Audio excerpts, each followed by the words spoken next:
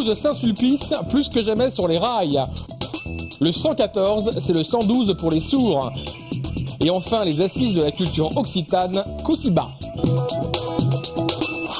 Depuis Karl Lagerfeld, le gilet fluo est décidément très tendance. C'est dans un ensemble du plus bel effet qu'élus et professionnels se sont retrouvés ce matin à Montrabé. Il s'agissait de célébrer l'achèvement de la première phase de travaux de dédoublement du tronçon ferroviaire Toulouse-Saint-Sulpice. Si on veut continuer à augmenter la fréquence des trains, et si on veut que ça se passe dans de meilleures conditions, il faut conduire à bien ce chantier.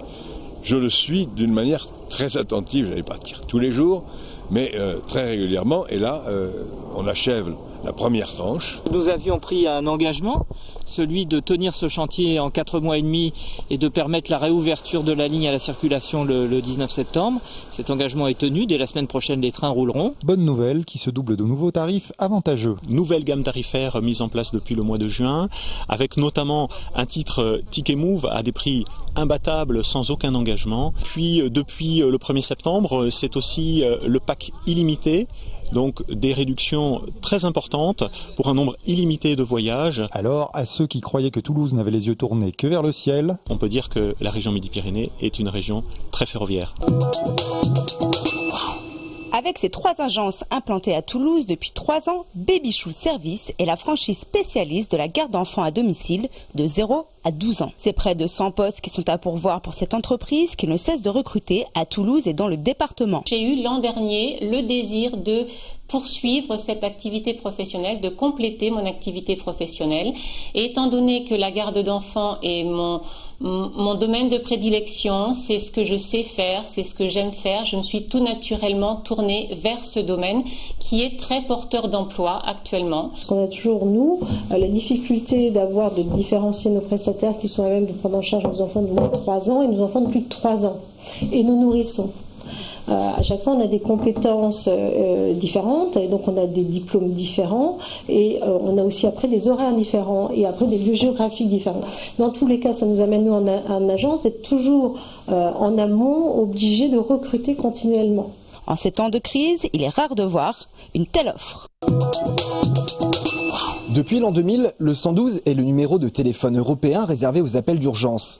Mais le problème, c'est que rien n'avait été prévu pour les sourds et malentendants. C'est chose faite depuis cette semaine avec la création du 114, qui fonctionne par fax et SMS. Mais une initiative de la Commission européenne va encore plus loin avec le projet Reach 112. Encore au stade expérimental, il permettrait aux sourds de contacter rapidement les urgences via son ordinateur. Donc ils peuvent s'exprimer en combinant la voix, le texte. Pour les malentendants, par exemple, qui seraient devenus sourds, ils peuvent utiliser la langue des signes seule ou la langue des signes avec le texte. Ça permet une communication multimodale. Le principal avantage, c'est que les sourds n'ont plus besoin de passer par une personne entendante qui devait traduire le langage des signes.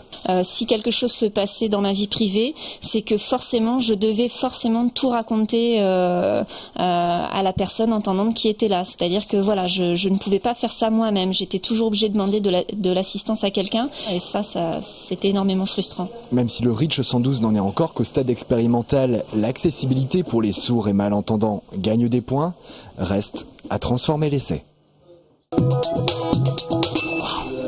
La culture occitane à l'honneur à Toulouse. Durant 2 jours, monde associatif et mairie doivent réfléchir à la place de l'occitan dans la ville, aussi bien la langue que la culture. C'est très important de défendre ces cultures et de les défendre de manière vivante, surtout pas de les muséifier. Ça se reconnaît à plein de choses, une manière de construire l'espace public, voilà, c'est reconnu même en ethnologie, une manière de construire l'habitat, une manière de manger, de parler, d'être en société. Avec l'ouverture d'un 2e site à la rentrée 2011, l'enseignement bilingue se développe à Toulouse. Mais loin d'actions ponctuelles, la mairie entend mettre en place une véritable politique de l'occitan. Que font les enfants quand ils deviennent bilingues? Qu'est-ce qu'on peut leur offrir quand ils sortent de classe?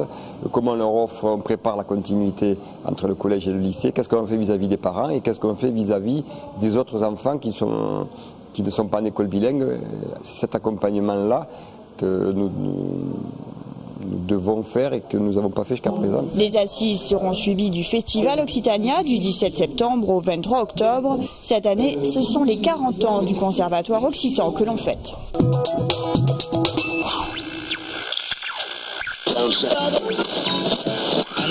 Allô, ici Radio Toulouse. 100 ans de mémoire sonore à Toulouse, c'est le nom de l'exposition à voir et écouter tout ce week-end à la Maison de l'Occitanie dans le cadre des Journées du patrimoine. Les archives sonores sont en effet un patrimoine trop souvent négligé. Ouvrez donc grand vos oreilles, de décennie en décennie, de technologie en technologie, de la TSF à la radio numérique, 100 ans de radio invite au voyage dans le temps.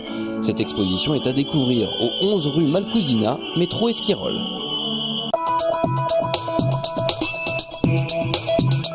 Un bus des années 60 en 2011, la ligne 16 de Tisséo accueille dans le cadre des Journées du patrimoine ce week-end le vieux SC10 à plateforme arrière ouverte sur l'extérieur. Les Rouges et Noirs affrontent ce soir le Biarritz Olympique au stade Ernest Vallon. Fort de leur brillante victoire face au Racing le week-end dernier, les hommes de Guinoves chercheront à aligner un 3e succès consécutif en championnat. Début de cette 4e journée de top 14 ce vendredi soir à 20h45. Le 15 de France joue lui son 2e match en Nouvelle-Zélande face au Canada. Avec 5 Toulousains alignés, Claire, Picamol, Miloszewski, Servat et Poux.